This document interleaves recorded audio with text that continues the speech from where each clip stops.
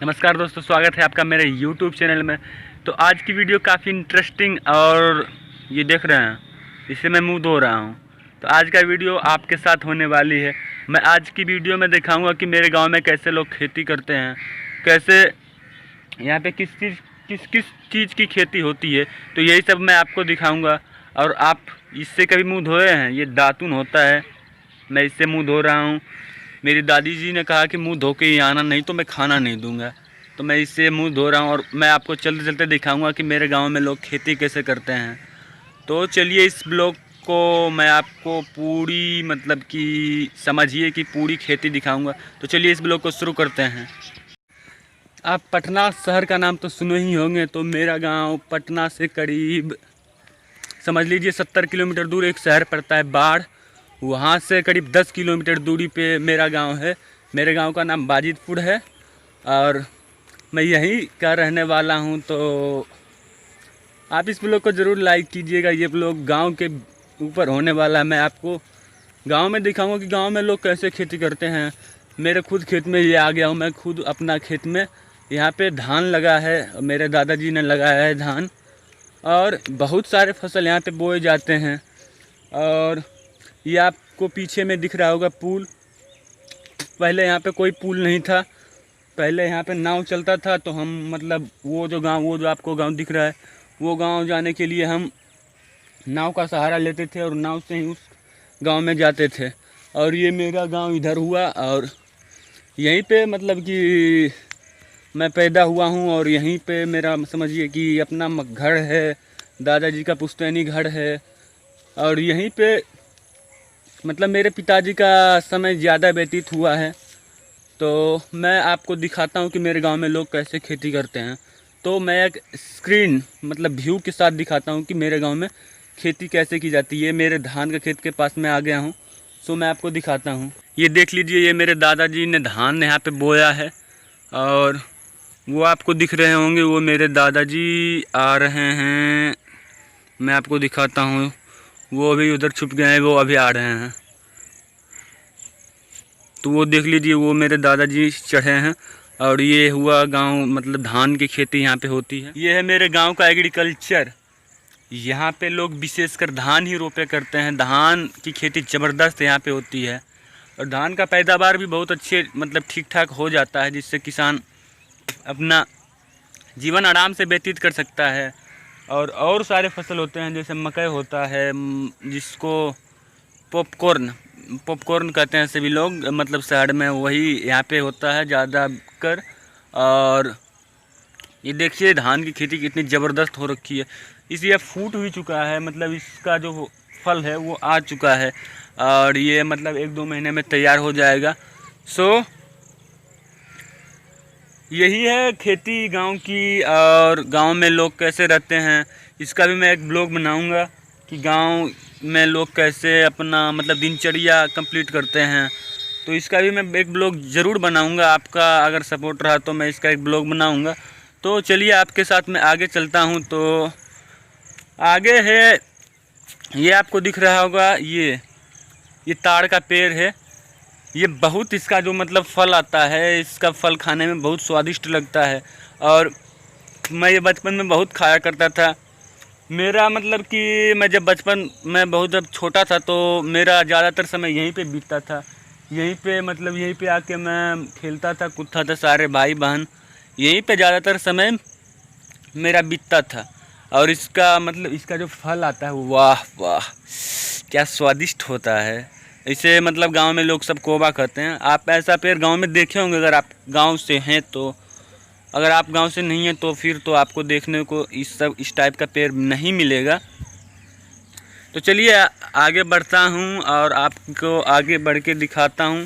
वो गांव है, उस गांव का नाम बड़ियारपुर है। उधर आपको वो दिख रहा होगा वो गांव, वहीं पे मतलब दुर्गा मेला लगता था तो सभी लोग वहीं पे जाते थे। दुर्गा मेला, मेरे गांव में दुर्गा मेला नहीं लगता है, तो इसीलिए मेरे गांव के सभी लोग मतलब दुर्गा पूजा में सभी मतलब उसी गांव में चले जाते हैं और उसी गांव में देखते हैं और वहीं पे एंजॉय करते हैं। और दिल्ली में तो मतलब कि दशहरा होता है और दशहरे में राम भगवान और मतलब रावण की मूर्ति जलाई जाती है। तो ये सब होता है, बट ये सब गांव में नहीं होता है। गांव में सिर्फ दुर्गा पूजा नॉर्मल सा होता है। और मतलब यहाँ पे नाटक वाटक सभी लोग खेलते हैं। नाटक आपने कभी देखा है तो कमेंट बॉक्स में ज़रूर बताइएगा। और मैं मुँह भी साथ साथ धोते जा रहा हूँ, मुँह भी दांत साफ करते जा रहा हूँ। और यही सब है। और चलिए आगे और बढ़ते हैं, और मैं आपको एक और फसल दिखाता हूँ आगे चल के।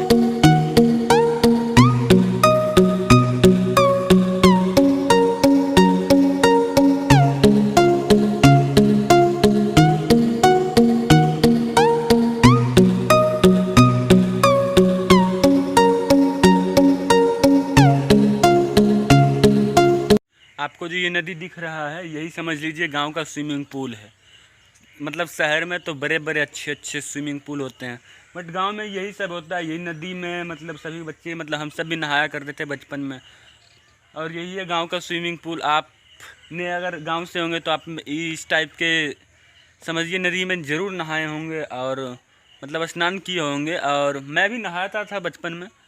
और यही है गांव का स्विमिंग पूल। और आगे मैं आपको दिखाते चलता हूँ। बहुत अच्छे अच्छे चीज़ होते हैं गांव में। गांव का जीवन ही बहुत ही अलग होता है। गांव में सभी लोग बहुत प्यार से रहते हैं, आपस में मिलजुल के रहते हैं। और यही गांव की बहुत बड़ी खासियत है। गांव में सब एक दूसरे का मतलब सुख दुख आपस में सुनते हैं, आपस में सुख दुख बांटते हैं। यही गांव का मतलब गांव को शहर से अलग बनाता है। और गांधी जी भी कहते थे कि भारत गांव में ही निवास करता है। गांव के लोग, गांव के खेती, ये सब बहुत आनंददायक होता है। शहर में तो सिर्फ पोल्यूशन बस कचरा वचरा भरा पड़ता रहता है। लेकिन गांव का जो हवा होता है वो बहुत ही आनंद देता है। और यहाँ का जो हवा होता है, समझ लीजिए शहर में अगर आपको कोई बीमारी पकड़ लिया तो गांव में आइएगा तो बिना दवाई के ठीक हो जाइएगा। यही होता है गांव का हवा का खासियत। सो चलिए आगे और मैं आपको कुछ दिखाता हूँ अपने गांव के बारे में और कुछ बताता हूँ। तो चलिए आगे बढ़ते हैं। वो जो गांव आपको पीछे दिख रहा है, इस गांव से हमारे गांव की बहुत लड़ाई चलती थी, बट अभी तो शांत हो गया है। लड़ाई मतलब कि आज से करीब 5-7 साल पहले बहुत लड़ाई चलती थी, भयंकर लड़ाई। मतलब उधर गोली चलता था, उधर मतलब फायरिंग होता था, होते ही रहता था। और मतलब सभी लोग आपस में लड़ते थे। बट अभी कानून की व्यवस्था से मतलब सब कुछ ठीक हो गया है। और अभी अब मतलब कोई प्रॉब्लम नहीं होता है। मतलब दुर्गा पूजा में वही लड़ाई हो जाता था। इस गांव के मतलब नवजवान नवयुवक जो भी कहें, और उस गांव के नवयुवक आपस में भिड़ जाते थे लड़ाई में। वही नाटक वाटक होता था, आर्केस्ट्रा आता था। तो इसीलिए मतलब लड़ाई हो जाता था उस गांव और हमारे गांव के बीच में। बट अब ऐसा नहीं होता है। और अब सभी लोग आपस में प्यार से रहते हैं, सभी मिलजुल के रहते हैं। और ये जो आपको पुल दिखाए थे मैं, ये जो आपको पुल दिखा है, इस पुल का उद्घाटन करने के लिए नीतीश बाबू स्वयं आए थे। इस पुल और एक और उधर पुल है धनमा, मतलब मेरे गांव के उधर, और एक बगल में गांव है धनमा, वहाँ पे नीतीश कुमार आए थे खुद पुल का उद्घाटन करने के लिए। और करीब यही इधर 1-1.5 साल पहले पुल बना है। नहीं तो मतलब नाव इधर उधर चलता रहता था, बहुत मज़ा आता था नाव पे चढ़ने में। अब कहाँ, अब तो मतलब कि मैं रहता ही नहीं हूँ यहाँ पे। तो अब बहुत मतलब कि समझिए कि बहुत कम ही नाव में चढ़ने को मिलता है। अगर मौका मिले तो फिर ज़रूर चढ़ेंगे नाव में। तो चलिए कुछ आगे बढ़ के और कुछ आपको दिखाते हैं।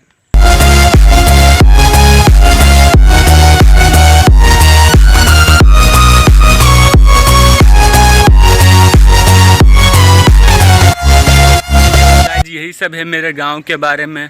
और गाइज अगर ये वीडियो अगर आपको अच्छा लगे मेरे गांव के वातावरण, गांव के माहौल के बारे में, तो इस वीडियो को ज़रूर लाइक आप ज़रूर कीजिएगा। ये मेरा दिल कहता है कि आप इस वीडियो को ज़रूर से ज़रूर सपोर्ट कीजिएगा और शेयर कीजिएगा। आपका छोटा भाई हूँ समझिए, और आप मुझे ज़रूर सपोर्ट कीजिए। मैं भी चाहता हूँ कि कुछ यूट्यूब पे हो। तो गाइज आप ज़रूर सपोर्ट मतलब कि हमको सपोर्ट कीजिए। और ऐसे ब्लॉग मतलब मैं लाते रहूँगा। और मैं अगर दिल्ली मतलब गया तो फिर दिल्ली में जितनी भी समझिए कि मोस्ट फेमस प्लेस हैं वहाँ का ब्लॉग ज़रूर बनाऊँगा। और इस प्रकार का रतमन से आप ज़रूर मुंह धोइएगा, इससे दांत मजबूत होते हैं और आपको कभी पायरिया का शिकायत नहीं होगा। तो अगर आप शहर में भी रहते हैं, गांव में रहते हैं तो धोते ही होंगे। और अगर आप शहर में भी रहते हैं तो इस प्रकार के दतमन से ज़रूर मुंह धोइएगा।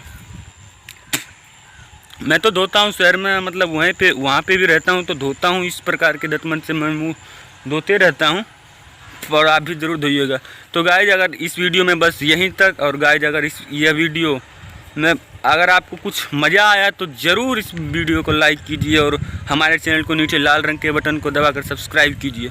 बस यही है मेरे गांव का नज़ारा, ये आप देख सकते हैं, यही है बस मेरे गांव। एक स्क्रीनशॉट में पूरी व्यू दिखाता हूँ, यही मेरे गांव का नज़ारा है। और